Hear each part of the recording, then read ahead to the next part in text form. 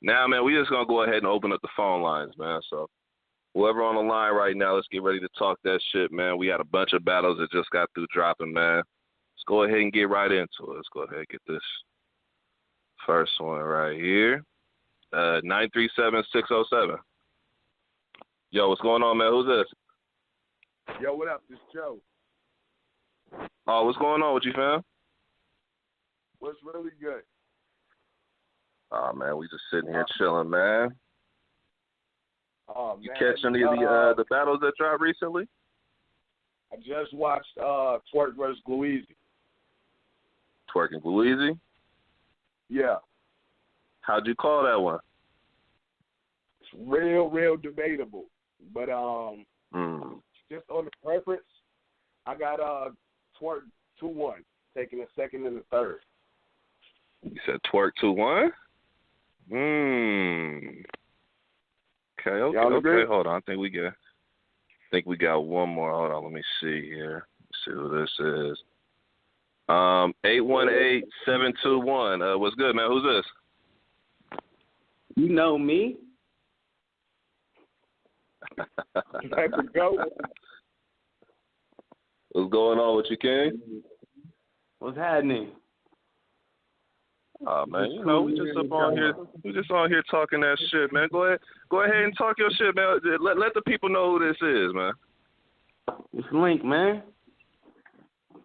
LA Battleground. We out here. That's what I'm talking about, man. Oh yeah, so trying to get everybody on, man. We had a bunch of battles that dropped. Obviously, we had the Geechee versus Saint yesterday. The Twerk versus Louise dropped today, and everything like that. So I guess we just start with the most recent one, man. Have you seen the New Jersey Twerk versus Louise battle yet? I didn't see that one, but I seen the Saint and Geechee. How'd you call that one? I'm torn. Because I give points to camera and in the room. Because some people like to pick one over the other, but I think both important. Because on camera, I feel like Saint, because I'm a fan of the pen first. So I feel like he had the better material, but in the building, I feel like Geechee won that. Okay. Joe, did you catch that Geechee and Saint? I actually didn't see that one, but I want to ask a question though about the room versus online. Go ahead. Is the as far as winning the building, is that still relevant? Like the majority of the people who watch the battle aren't going to be in the room. How can we still say that the people in the room matter more than the millions who are going to watch the battle at home? You want me to answer that? Anybody? Oh, yeah, you go ahead. You go ahead first. All right. Well, my response to that would be the room matters because at the end of the day, you got to impress the people that's there. Otherwise, the event does not take place, and they don't have no money to book the matches that you want to see so the people can watch it online. So if the person is super bar heavy, but they don't hit in the room, they're not selling tickets, so they can't put on the event. So winning the room is important.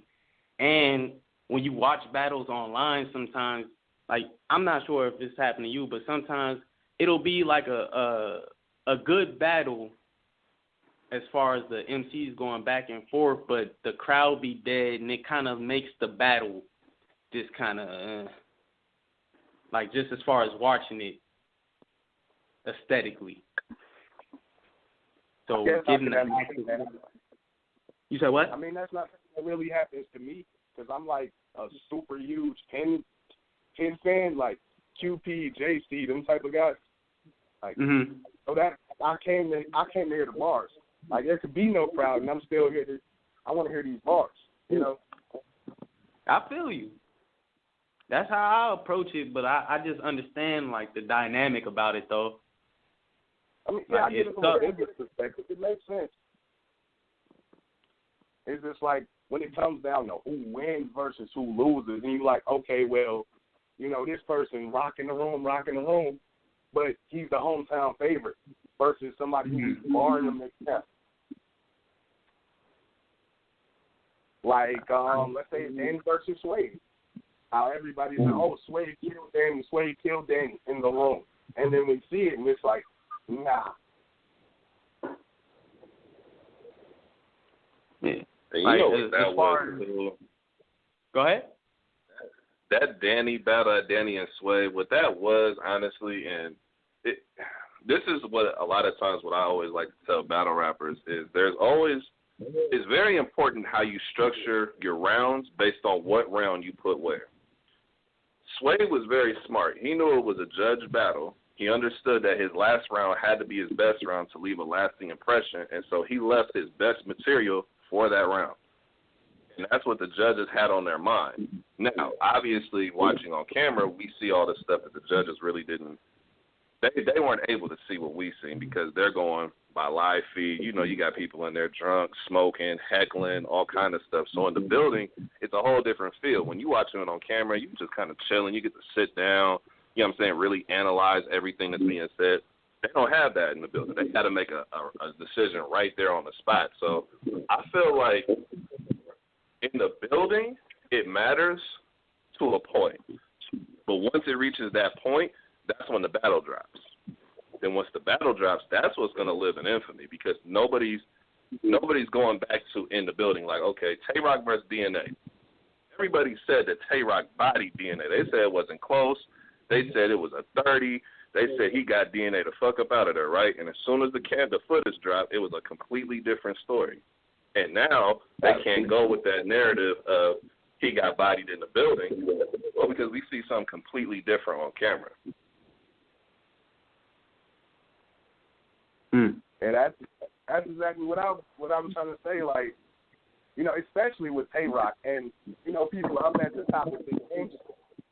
Because it's like it's starting to become, for the past few years, become almost impossible to be, you know, one of these fan favorites. Just because, oh, well, I showed up, I flew out here to cheer for Tay-Rock today. So that's what I'm going to do. And he went to the room, and regardless of how many, you know, so regardless of how many bars his opponent had, he still loses the room.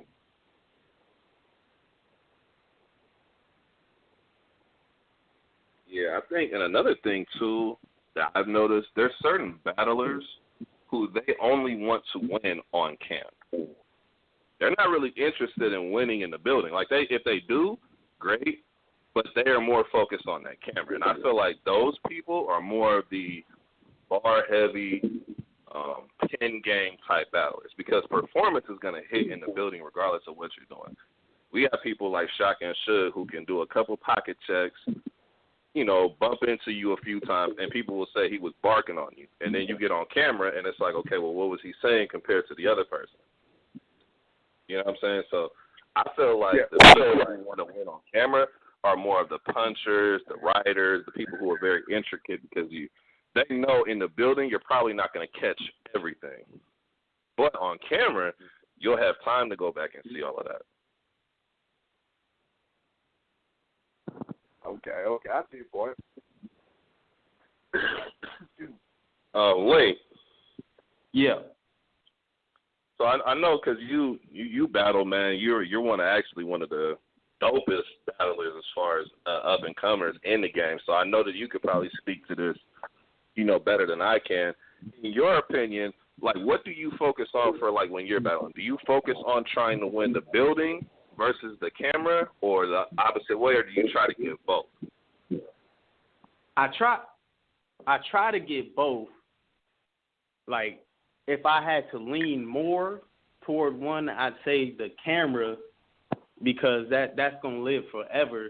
But at the same time, I want the energy in the room to feel like at least it was close, if not I won, because it hurts your stock as a battler if you show up to a place and it feels like you got washed in a room. And then, like, people just remember that in that moment. The ones that's there, that come out and spend the money, they remember that. And so when you get put on the card again, like, especially if they know that battle comes out and it drops in 3 weeks or whatever, and they gonna think about watching it. If they remember it seemed like you got killed in a room, they're not gonna want to watch that. But like if you at least put up a fight and it seemed like you was doing something, then they're more likely to watch it, and then they'll be like, oh, okay, he was saying some shit. Let me give him another shot or something, or let me really listen.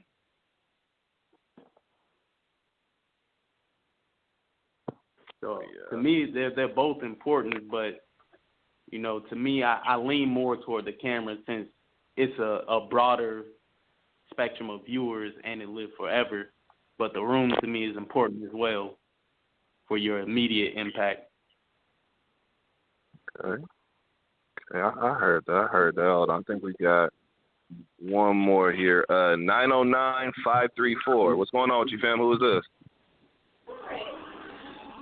Hello?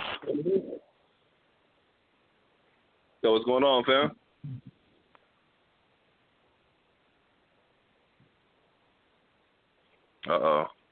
We pulling a Lux. We pulling a Lux first round right now. Oh, we choking on the phone.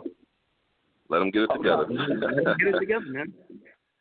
Man, but yeah, you know, one thing, and I don't know, because I've been to events before and everything, and it's kind of hard because for me, I'm a fan of like battlers who are all around, but I find myself appreciating more and more the pin game battlers, those who are set to only win on camera. Like JC, that's like my personal top 5. Like he's either in he's really top 3 for me personally. But you know him, people like Danny Myers, I really respect Danny Myers, man. Like him. You have people like Danger Zone as well. He's pretty cool. You know, his pen is very good. There's another dude who's been grinding for some years, and he's finally getting his shine. Street Hymns. He's another crazy writer, man. Like he's very, very dope with his pen. And, you know, I appreciate people like that, but then I also appreciate those who are the complete opposite. Like if you had somebody who just comes with a direct approach with angles, like B-Dot or Mook or Real Deal, people like that who kill you with angles, I appreciate that too. And then, you know, people like Geechee who are just basically barking on you and talking to you. Like I appreciate all styles. So it's kind of difficult to say because in the building, a lot of times people will say that if you're focusing on your material and you're not really acting out certain bars, they'll say that you'll lose. However, there's been plenty of times where somebody had an amazing pen and they just wrote stuff that was so crazy that there was no way the other person was going to win, regardless of how many moonwalks or overreacted gun gestures. You know what I'm saying? Like, people just feel like if you just go ahead and do a dance move, spin, jump up and down, run into somebody, that you just automatically get a win. And it's like, nah, you still have to say something. And I feel like battle rap, to a point, a lot of them are getting away from that, where it's just becoming too saturated with performance and the material is getting watered down. And I feel like a lot of the vets or a lot of the people that we consider legends, they had a balance of everything. Their performance was great. They could keep you entertained, but they were saying something at the same time. You know what I mean? Yeah, I feel you on that. Also, just to add to that, I think for at least anyway, like how you said the vets, they were more well-rounded with that. Like, I feel like a lot of them, they had been doing it for a long time, like way before the cameras, and then the cameras got on, so it looked more natural. You didn't, like, how you saying it's saturated now, it's like Joe from around the corner pop up every other day. So you immediately see them on the camera. Their first battle, they on the camera. So they don't know what to do, and they out there looking crazy, just doing anything, trying to mimic and imitate something they saw. And you don't get to see the polished result of like error of failing, doing something, and then seeing what you did wrong, and then them getting it together. You're looking at a lot of people fail and try stuff for the first time, not knowing what the hell they doing. Yeah, definitely. So another thing too, and I'm sure you both will understand where I'm coming from with this. The originality of the game, it seems like a lot of people, when they say they sound the same, or it's the same kind of style, or they call it the PG step, or somebody is just, their voice sounds similar to somebody else, or they're making certain movements or their cadence, things of that nature. And I feel like a lot of the originality of the game is getting watered down too. And there are battlers now who are breaking that, where they're starting to have their own original style. But then there's always those battlers where you just see them on every card. And it's not even the same battler, but it's just the same kind of battler. They can only do one thing. There's no progression. You know what I'm saying? There's nothing else that they're giving you except for this one thing. And that's what hundreds of battlers across the country do. You know what I'm saying? And I feel like for a while that was one of the big problems of battle rap. There was just no diversity. Everybody was just trying to be the same instead of just finding themselves, through just trial and error. I mean, what's y'all opinion on that? I definitely agree with that.